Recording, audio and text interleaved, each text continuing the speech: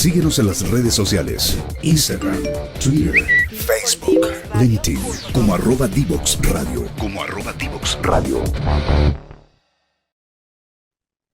Continuamos conversando con la doctora Paulina Barría, amiga personal broncopulmonar de adultos que hoy está completamente comprometida con la salud respiratoria de este país. Querida Paulina, vamos a seguir conversando de asma, que es una entidad que afecta entre el 10 a casi el 15% de nuestra población. Cuéntanos un poquito los síntomas de un asma leve y después de un asma más moderada y cuál sería la condición que te genera un asma que ya te pone en asma severa. Bien en simple, los síntomas son súper diversos, ya no hay un síntoma que sea propio de cada enfermedad, es decir, tos no equivale a decir un diagnóstico X, sino que la tos se puede dar en muchas cosas y así también al revés, en el asma uno puede tener muchos síntomas como puede tener pocos síntomas o bien distintos síntomas. Hay pacientes que se comparan con amigos o con hermanos y no tienen las mismas manifestaciones. Entonces hay un espectro de manifestaciones, pero lo más frecuente es la sensación de pecho apretado, de silbido de pecho, de tos con la risa. Por ejemplo, si uno se acuerda del perrito Patán que salía en los monitos animados Sí. antiguos, el perrito Ay, Patán. pero se nos cayó el carné al tiro. Sí, bueno, yo no tengo ni un problema, pero los autos locos, salía Perro Patán. Esa risa que viene con una tos, o sea, la tos que aparece con la risa, y esa risa que da como un pecho con silbido, ¿no es cierto? O Sí. si aparece la tos con sensación de ese pecho apretado al hacer ejercicio, y principalmente al aire frío o los días contaminados, hay pacientes que al tiro comienzan con manifestaciones. O en general el pecho se aprieta más durante la noche o al amanecer, hay pacientes que tienen síntomas en la noche, y Claro, así en la es madrugada. la madrugada. Y así se da de manera intermitente, es decir, no es un síntoma que va de mal en peor, a diferencia de la falta de aire en los pacientes que tienen EPOC, por ejemplo. Esto es fluctuante, hay días sí y hay días no. Entonces, cuando estos síntomas aparecen de manera muy esporádica, uno podría decir que son asmáticos leves, por ejemplo, una vez al Ya. mes, o menos de una vez por semana, pero en general, o los asmáticos que son estacionales, que de repente tienen una exposición al plátano oriental que conversábamos y sienten que aparte de la garganta, la nariz, les empieza a molestar el pecho. Y se les pasa solo o a veces necesitan un poco de broncodilatador y sería. El paciente que ya tiene asma moderada es un enfermo que en general requiere tratamiento, que consulta, ya es un enfermo que tiene ya más limitaciones, que se da cuenta que está enfermo, y si uno le pusiera un número de cuántas veces se presentan las molestias, es que ya más o menos tiene síntomas un par de veces por semana o más, o que ya despierta en la noche o siente molestias en la noche. Es un enfermo que al menos tiene un asma moderada, ¿ya? Y el Ya. asmático que tiene asma grave, en general, la gravedad se define no tanto por los síntomas, sino que más bien por la necesidad de terapia. Un asmático grave es ese paciente que ya está en tratamiento y que tiene un inhalador, que tiene corticoide inhalado y un broncodilatador de acción larga. Eso viene junto en un inhalador y que a pesar de que está con ese tratamiento, que lo lleva bien, que es responsable, utiliza la cámara o utiliza bien el dispositivo, y que a pesar de eso siga con muchos síntomas y que además a lo mejor haya tenido un par de crisis durante el año con uso de corticoide oral. Hablemos de corticoide oral, que valga la pena decir que es una crisis con corticoide oral cuando ya un paciente ocupa por lo menos 3 días de tratamiento, ¿ya? Cada vez, 3. por lo menos 3 días de tratamiento. Eh, entonces, Y hay que no distintos. deben ser autoprescritos, tienen que, No, tienen no, que no, haber sido indicados por un no, especialista, por un doctor. exacto. Hay gente que toma prednisona por su cuenta eso, y toma prednisona un día y después toman la otra semana. Eso no es no podríamos decir que sea un curso de corticoides, pero en el fondo vemos que esos pacientes que son los más rebeldes de tratar, eh, en general no son los más frecuentes. La mayoría está, digamos, engloba, la mayoría de los pacientes son los pacientes que tienen síntomas moderados o leves. Ahí está la gran masa de pacientes con asma. Pero los severos son los que dan más complicaciones o que tienen más requerimientos de atención. Son pacientes que tienen muchas complicaciones, así que hay que tratar de supervisar bien la terapia, y la mayoría de los enfermos que tienen asma difícil de tratar no son asmáticos graves, sino que tienen problemas de principalmente adherencia. Sabemos que el 80% de los enfermos que tienen asma no sigue bien el tratamiento. ¿Cómo Por mucho así? ¿En serio? Eso está demostrado acá y en todas partes del mundo. Se sabe por estadísticas bien realizadas de que la mayoría de los pacientes se siente bien y después dejan el tratamiento. Entonces, este sube y baja es porque principalmente falta información. Por eso que es importante conversar de esto y ojalá tener un buen apoyo en lo que es educación. Idealmente uno debería trabajar con una enfermera o con... En otros países hay equipos. Ya acá en Chile, lamentablemente, el doctor hace a veces todo el trabajo y a la rápida porque tiene una lista larga de enfermos que ver, entonces no hay mucho tiempo para conversar, por ejemplo, de las cosas que son importantes para los pacientes, por ejemplo, cómo se usan los inhaladores y por qué no hay que dejarlo cuando uno se siente bien. Hay que hacerlo de a poco y supervisado, ¿ya? Eh, Perfecto. eso. Y aquí, querida Pauli, porque te tengo que sacar el jugo, ¿qué le ha pasado a los pacientes con asma que han tenido COVID? Fíjate que, a ver, como cosa bien importante, un asmático bien tratado no tiene COVID más frecuente ni más grave que la población no asmática, ¿ya? Ya, Cuando partió la pandemia todos estábamos asustadísimos porque los pacientes con asma podían caer a la UCI. Tú misma lo viste, que era raro ver un asmático ventilado. Sí, sí, bien increíble. fue increíble y estábamos todos impresionados. Pero los pacientes que tenían COVID y que lo pasaban mal eran los que no estaban en tratamiento o los que tenían asma que no, digamos, no, que no solo tenían asma, a lo mejor tenían otras enfermedades. Entonces, Obesidad. obesidad principalmente, o tabaquismo, ¿no es cierto? Sí, y ahora vapeo, que es Y ahora igualmente nocivo. veo, exactamente. Entonces, la cosa es que el COVID, ahora último hemos visto que hay muchos pacientes que es joven principalmente, que llega a la consulta, que son pacientes que no se han vacunado y que les da el COVID y no les da tan suave y quedan hiperreactivos, ¿ya? Y hay otra cosa muy curiosa, que el COVID a veces viene acompañado de otros virus, entonces puede que la persona sea sana, pero a lo mejor fuma, a lo mejor tiene, digamos, otras condiciones que hacen que el paciente quede, digamos, Vulnerable. un poco más largo en síntomas, exacto. Y de hecho hay pacientes que eran asmáticos leves, que tienen COVID, no estaban vacunados, y después la gravedad de los síntomas es peor a lo que era pre-COVID. Entonces, es importante vacunarse y es importante estar en tratamiento, porque el paciente que está en tratamiento y que está vacunado le va a dar mucho más suave el COVID. Claro, y ahora también tenemos que decir, Pauli, que estamos en la semana epidemiológica 25 y que se anticipa que para la semana epidemiológica 26 va a haber ya un alza de influenza. ¿Cómo interactúan ambas enfermedades, el asma y la influenza?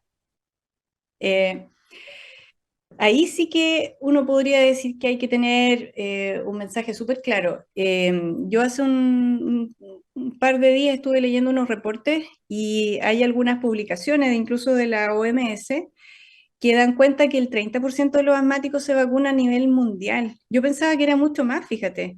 El Tendría que ser el 30%. 100%, Debería ser claro. un 100%, porque incluso si uno piensa, la campaña de vacunación incluye niños menores de 5 o 6 años, embarazadas, adulto mayor, patologías crónicas, respiratorias, y resulta que está la campaña, la vacuna es gratuita, y afuera no se vacuna el 30%, y acá en Chile yo estaba mirando las estadísticas del ministerio y, y no hay una vacunación así muy Entusiasta. no es muy entusiasta. Entonces, sabemos que la vacuna es segura, no da gripe cuando uno se vacuna, y siempre está este mito de que me voy a vacunar y me voy a sentir, me voy a resfriar. Y no pasa eso. Lo que pasa es que probablemente la persona que tiene síntomas más allá de un día después de la vacuna ya estaba con un virus puesto y la vacuna coincidió, pero la vacuna no da gripe. Eso es súper, súper importante porque una de las poblaciones más poco vacunadas son las embarazadas. Entonces tenemos que darle seguridad a las embarazadas en cualquier trimestre de su embarazo que la vacuna es segura y los protege tanto a la madre como al hijo. Exacto. Y además que hay un dato súper importante, que las crisis asmáticas en los niños, por ejemplo, también está visto que el 85% de las veces es por infecciones virales. Y en los asmáticos adultos, al menos el 50% de las crisis es por infecciones virales. Entonces, si el virus de la influenza tiene vacuna, a diferencia del sincicial, por ejemplo, que no lo tiene, Claro. deberíamos vacunarnos con la influenza, todo lo que se pudiera vacunar debería quedar vacunado. Eh, pero no se ve que haya un entusiasmo por vacunarse. Pero Es, tenemos que es nosotros llamar a ese lamentable. entusiasmo, porque Exacto.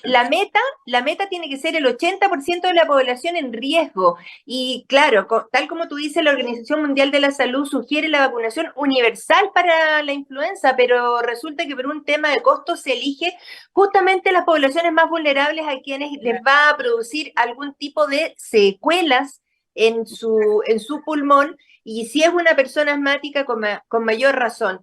Ahora, mira, te tengo que aprovechar. ¿Cómo hoy, en el 2023, uno le hace el diagnóstico a una persona con asma adulta? Porque es una patología GES, las personas tienen derecho a su diagnóstico y tratamiento. ¿Cuál es el requisito mínimo para poder acceder a esos beneficios de GES si una persona tiene asma? Eh, el diagnóstico principalmente es clínico, ¿ya? Clínico. Clínico, es decir, una entrevista con el médico que lo revise, que lo examine. Hay que revisar que no hayan otras cosas que no simulen ser asma. ¿Cómo Pero, qué? por ejemplo, la gente que fuma, que tenga una bronquitis crónica por tabaco y Claro. que a lo mejor tenga enfisema, ¿no es cierto? Hay personas que tienen problemas en la garganta y que sienten que se ahogan y en el fondo no es respiratorio bajo, no es del tórax, sino que es de la garganta que tienen síntomas. Claro, Por y es muy ejemplo, raro que a alguien a los 80 años le hagan el diagnóstico de asma, más bien es insuficiencia cardíaca si tiene hipertensión de además, larga data, claro. claro, falla cardíaca. Entonces es muy importante que esto lo revise un médico porque el médico tiene que hacer una evaluación global de las cosas que tiene y de las cosas que no tiene. ¿Ya? No, no es que haya un examen mágico que defina quién es asmático y quién no. De hecho, los exámenes en sí, la mayoría de las veces uno los quiere ver normales. Entonces la pista no está en los exámenes, está en la evaluación médica y por lo menos tener una imagen de tórax, que puede ser una radiografía en la gente joven, y ya en los pacientes que son mayores, donde uno tiene más elementos de sospecha de otras cosas, uno a veces pide un escáner de tórax. Eh, La entonces, espirometría, y la función pulmonar, claro, la espirometría uno la pide de manera habitual, pero sabemos de que la espirometría normal no excluye a los pacientes que tengan asma, eso es ¿ya? súper importante porque muchas veces nosotros como broncopulmonares recibimos pacientes a los que se ha excluido del diagnóstico porque la espirometría les salió normal, que es un examen que como que toma una foto nomás, no habla de la hiperreactividad. ¿Y el test de metacolina sigue siendo vigente? Absolutamente. El test de metacolina, que es como un test de esfuerzo bronquial, que yo le explico a los pacientes, es como cuando a uno le dicen, el cardiólogo hágase un electrocardiograma de reposo y no sale nada, no sale ni una arritmia. Entonces lo mandan a Claro, hacer el test de el esfuerzo test de esfuerzo.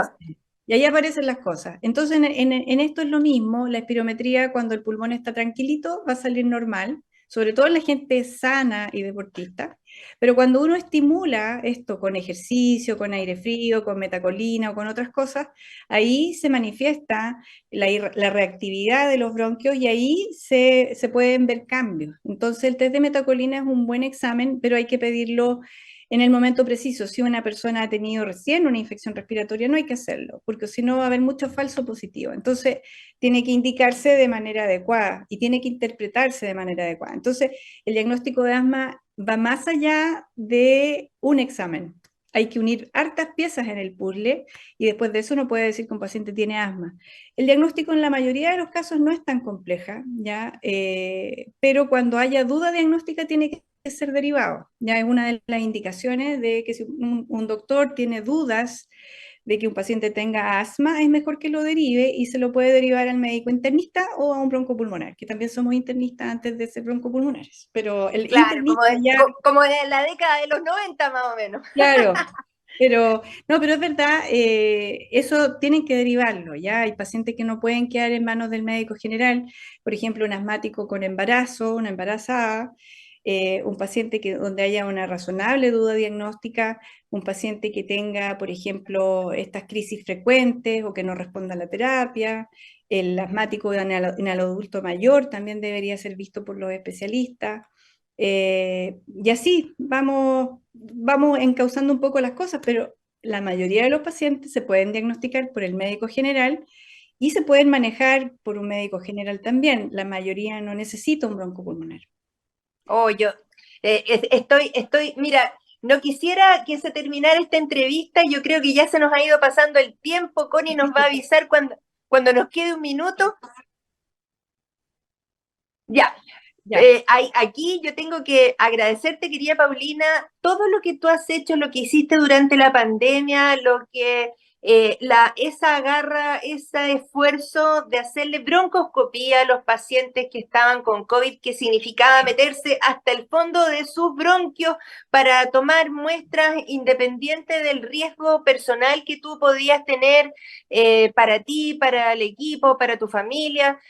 Yo creo que hay que agradecer muchas veces a personas que han hecho tareas extraordinarias y para mí tú has hecho esas tareas extraordinarias que son haber estado ahí cuando más se te necesitó. Así es que, en primer lugar, muchas gracias por eso. Quería decírtelo en público de verdad. Bueno, bueno, todos lo hicimos. Tú también estuviste todos los días. No nos queremos tirar flores mutuas, pero estuvimos ahí. No. Pero es verdad, sí, estuviste igual. Estuvimos todos ahí. Sí, bueno, así fue la situación y no me arrepiento. Ahí teníamos que estar. Ese fue el lugar en donde teníamos que estar. No, Afortunadamente, es no. muy lindo eso. Ahora quiero ocupar los últimos minutitos que nos quedan. Ya hablamos de los síntomas de la enfermedad del asma, ¿cierto? Hablamos de los tipos de asma, leve, moderada, severa, algunos que requieren inhaladores y muchas veces las personas confunden el mecanismo que es la inhalación con las moléculas que uno le pone a la persona en los bronquios, porque tal como muchas veces me dicen a mí los pacientes, no, yo uso salbutamol, que es como un broncodilatador de acción muy corta, que hay muchos tipos en el mercado, pero que no es el tratamiento del asma. Reforcemos un poquito cuál es el tratamiento real del asma en una persona, querida Paulina. Bueno, el tratamiento, hablemos que es una enfermedad crónica persistente y que es inflamatoria. Por lo tanto, necesitamos un antiinflamatorio, ¿ya? Y para eso Local en la vía aérea. tópicos en la vía aérea, que es seguro, el mismo tratamiento se usa con o sin embarazo, así que podemos decir que esto es francamente de muy bajo impacto a nivel de lo que es Sistémico. efectos secundarios, claro. Entonces, se puede usar en niños, en embarazadas, en adultos, en pacientes con inmunodeficiencia, con VIH, con tuberculosis. Es decir, el corticoide inhalado, como es puesto a nivel del bronquio y que no pasa o mínimamente a la sangre, es un medicamento seguro. Y eso es lo básico de lo que, digamos, un paciente con asma debe contar.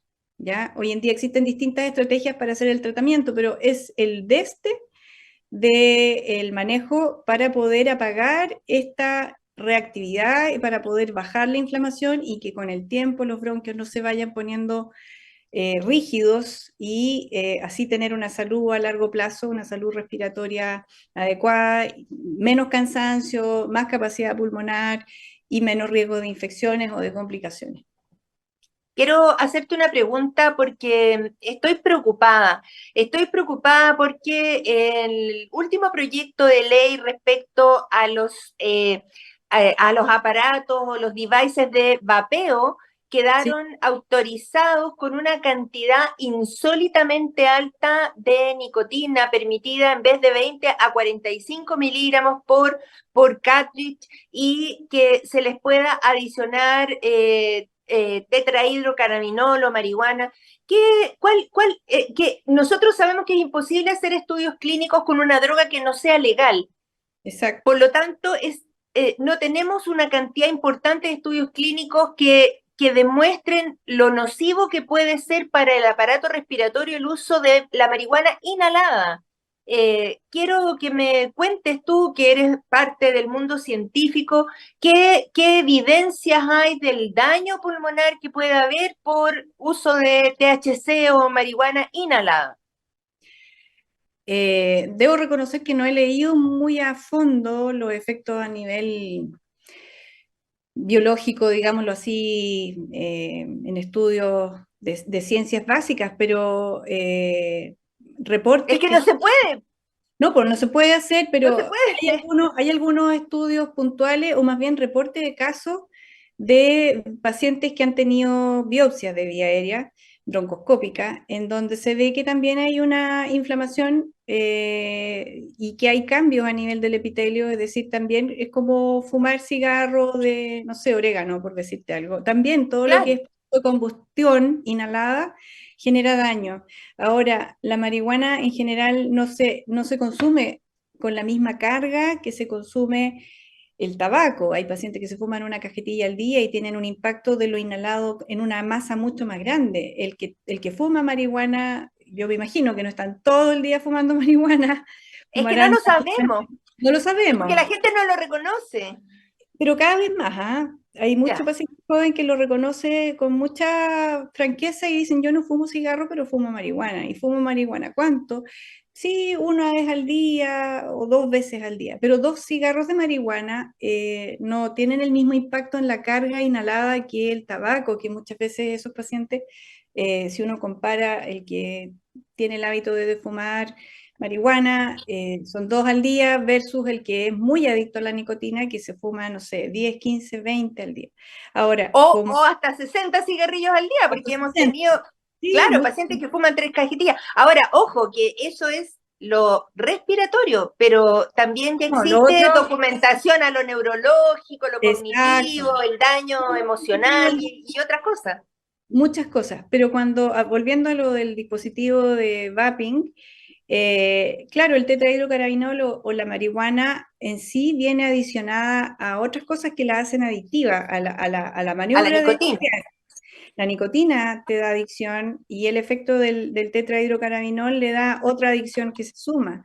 Pero el daño de lo que es el vaping no va solamente por ese lado, sino que hay muchos solventes y cuestiones que vienen en la solución, Saborizante, claro. saborizante, incluso formaldehído, que es lo que Oh, se ocupa para embalsamar. Entonces, si uno revisa algunas publicaciones que están como del año 2018, cuando hubo un pánico en medicina respiratoria, si no, no sé si te acuerdas, en Madrid, en el cuando Europeo, estuvimos en Madrid, sí. estuvimos en el Congreso, que eran sesiones completas del daño por vapeo. Entonces eran unos pulmones destruidos y de gente joven que se morían, por supuesto, ventilados. Era como una neumonía química, gravísima. Y eso, Hipohídrica, exacto, eosinofílica. claro. Y eso uno no sabe a cuánto paciente le puede estar pasando de una manera mucho menos intensa, pero el daño crónico yo creo que lo vamos a ver de aquí a una década más, vamos a ver pulmones por vapeo. Así como estamos viendo pacientes con enfisema por tabaco, vamos a ver chiquillos de 30 con pulmones por vapeo. Bueno, eso es algo que probablemente no tenemos que dejar que ocurra, porque ahora que ya han pasado, ¿cierto?, una década desde que nosotros en la Sociedad Chilena de Enfermedades Respiratorias, de las que nosotros somos parte consustancial, logramos que hubiese una ley que impidiera contaminar el aire que respira, ¿cierto?, tu hijo, tu nieto, una embarazada, tu hermana, tu hermano. Hoy no deberíamos dejar pasar otra década de daño pulmonar en las personas por inhalar en un lugar cerrado si la ley queda redactada tal como está en este momento, que podría ocurrir que alguien arriba de la micro se pusiera a vapear y queda como protegido por ley. Entonces, como que esas cosas tenemos que ir dándole a nuestros auditores, a las personas que nos quieren escuchar, querida Paulina, hoy día a ti, una eminencia en asma, que nos has ilustrado sobre muchas cosas que tienen que ver con esta enfermedad, y yo soy una gran admiradora de las personas que tienen una dedicación. Nosotros en la UCI tenemos que disgregarnos de repente en distintas áreas, lo neurológico, lo cardiológico, lo respiratorio, pero tú que le has dedicado el tiempo al asma severa, realmente te agradezco hoy día que nos hayas dado este tiempo, porque para poder tomar decisiones informadas, las autoridades de salud, la Comisión de Salud de la Cámara de Diputados, de Senadores, tiene que escucharte a ti, tiene que escuchar a las personas que saben de lo que están hablando, pero también la señora Juanita tiene que saber, ¿cierto?, qué es lo que no es inofensivo, y que no se puede normalizar que los niños tomen bebidas azucaradas, que no se puede normalizar que los niños fumen o a la salida del colegio en octavo básico, o que los estudiantes de medicina y de la universidad fumen marihuana, ¿cierto? Porque eso es igualmente tóxico. Pauli, Exacto. querida, me despido de ti, te agradezco un montón, te mando un abrazo Un abrazo. gigante. Gracias por la Besos. invitación. Podríamos conversar horas. Seguro. Seguro que sí. Gracias, Pauli, un beso, Cuídate, y nosotros muy bien. nos quedamos aquí con nuestros auditores para cerrar este estupendísimo programa hoy día aquí en Salud para Todos de Devox Radio. Divoxradio.com. Tecnología, innovación y ciencia. A un solo clic.